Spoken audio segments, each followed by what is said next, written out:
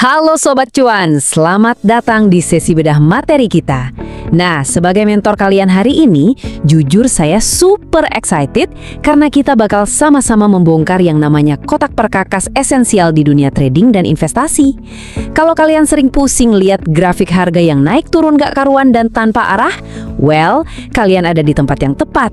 Kita bakal kupas tuntas rahasia di balik angka-angka itu sama-sama. Coba deh jujur. Pasti ini kan ketakutan terbesar yang sering menghantui kalian pas baru mulai investasi.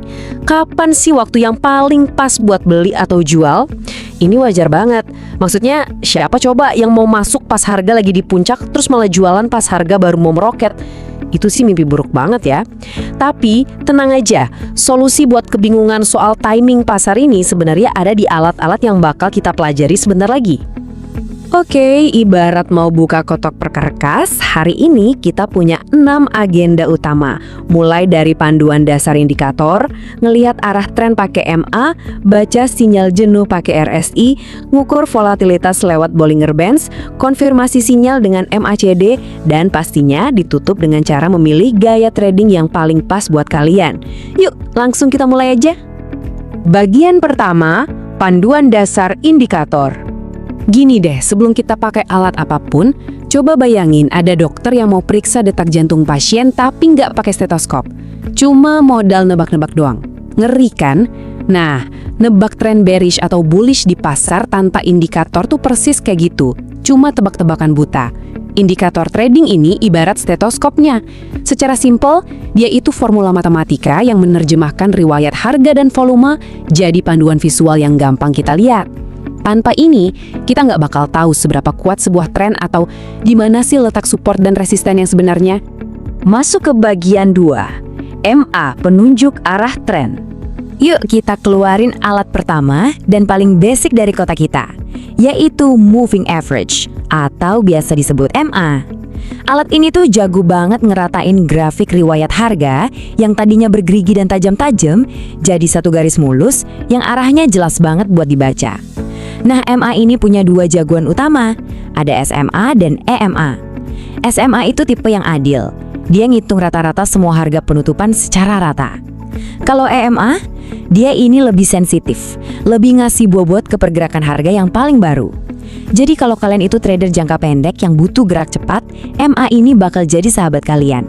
Tapi buat yang main jangka panjang, biasanya sih lebih nyaman bersandar pada ketenangan SMA di rentang waktu yang lebih luas. Nah, coba deh perhatiin angka-angka ini sebentar. Ini contoh real gimana cara ngitung SMA 5 hari. Simple banget loh. Kalian cuma tinggal jumlahin harga penutupan selama 5 hari terakhir, terus dibagi 5, udah gitu doang. Hasilnya kalian dapat titik rata-rata yang bisa langsung dijadiin acuan arah tren. Tuh, gampang banget kan? Nggak perlu jadi jenius matematika kok buat bisa mulai trading pakai indikator. Lanjut ke bagian 3, RSI, si pembaca sinyal kejenuhan. Alat selanjutnya ini namanya Relative Strength Index atau gampangnya kita sebut RSI. Kalau MA tadi ngasih kau arah, RSI ini fungsinya kayak sensor momentum yang super akurat. Ibaratnya itu kayak speedometer di dashboard mobil kalian dengan skala dari 0 sampai 100. Nah, bayangin ada aset yang harganya lagi terjun bebas berhari-hari. Pas jarum RSI ini nyentuh dan tembus angka di bawah 30, tet, lampu peringatan nyala. Ini yang namanya sinyal oversold alias jenuh jual.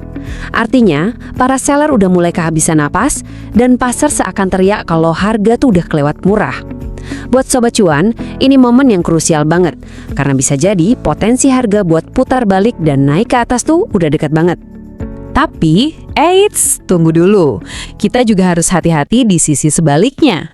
Kalau RSI ini malah terbang dan ngelewatin angka 70, indikator ini benar-benar ngeriakin peringatan keras berupa sinyal overbought atau jenuh beli. Ini red flag kalau momentum aset itu kayaknya udah mau mentok di pucuk. Harganya udah ditarik terlalu tinggi, terlalu cepat. Nah, di titik inilah trader-trader cerdas biasanya mulai mikir buat ngamanin profit mereka sebelum harganya beneran berbalik turun.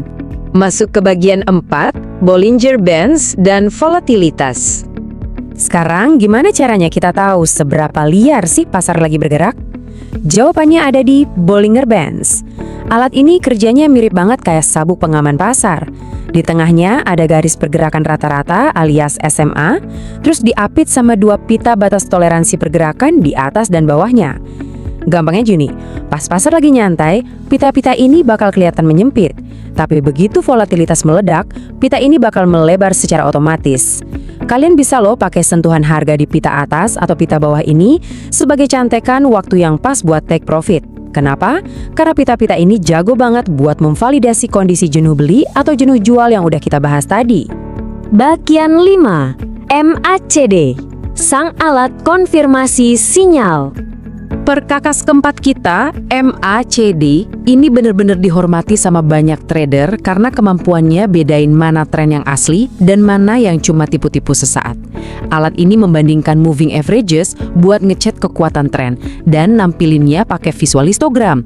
Bagian paling keren dari MACD itu kemampuannya ngedeteksi yang namanya divergensi. Misalnya gini, kalau harga lagi naik tapi MACD malah turun, itu divergensi reguler yang jadi sinyal kuat kalau harga kemungkinan besar bakal reversal atau balik arah. Tapi kalau yang muncul itu divergensi tersembunyi, nah itu ibarat lampu hijau. Artinya tren yang lagi jalan sekarang masih punya cukup bensin buat terus lanjut. MACD ini benar-benar bisa nyelamatin kalian dari jebakan sinyal palsu loh. Dan terakhir, bagian 6, pilih gaya trading Anda. Oke, kita udah pegang 4 alat yang luar biasa banget. Tapi sebagai mentor kalian, tolong dengerin kalimat ini baik-baik. Masang 10 indikator sekaligus di layar kalian, itu nggak bakal bikin kalian lebih pintar. Yang ada malah bikin pusing dan kena information overload. Kunci suksesnya itu justru memilih beberapa indikator aja yang paling pas sama rentang waktu dan strategi trading personal kalian. Pendekatan yang efektif selalu bicara soal sinergi alat yang dipakai, bukan seberapa banyak jumlahnya. Sebagai penutup sesi bedah materi kita, ada satu pertanyaan penting buat kalian bawa pulang. Kalian kan udah paham nih, cara baca arah pakai MA, nangkep sinyal jenuh pakai RSI, ngukur volatilitas pakai Bollinger Bands, sampai nguji tren pakai MACD. Nah, sekarang apa sih gaya trading kalian sendiri?